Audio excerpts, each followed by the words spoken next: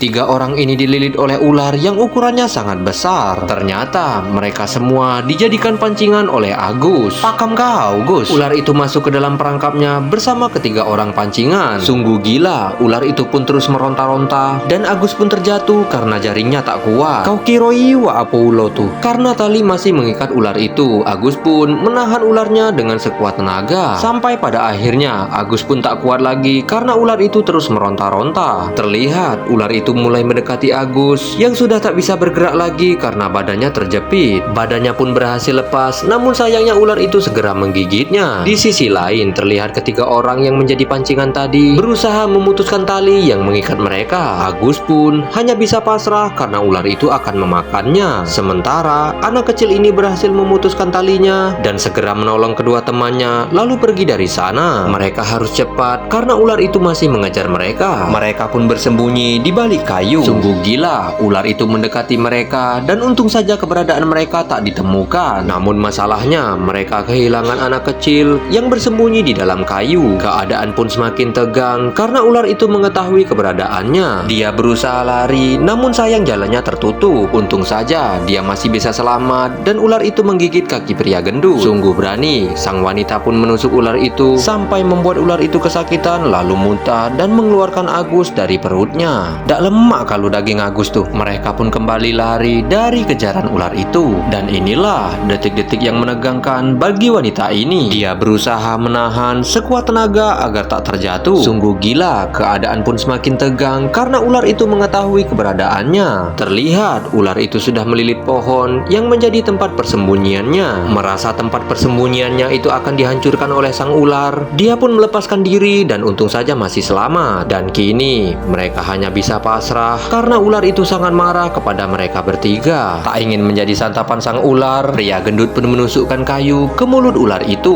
Masalah pun belum berakhir karena ular itu masuk ke dalam tanah. Dan kini mereka bertiga harus benar-benar waspada karena pergerakan sang ular tak bisa ditebak. Dan benar saja, ular itu tiba-tiba muncul tepat berada di hadapan mereka bertiga. Posisi mereka berdiri pun sangat tepat karena ular itu terkena jebakan. Mereka bertiga pun sangat tak percaya karena berhasil mengalahkan ular yang sangat legenda. Film pun tamat. Terima kasih yang sudah menonton.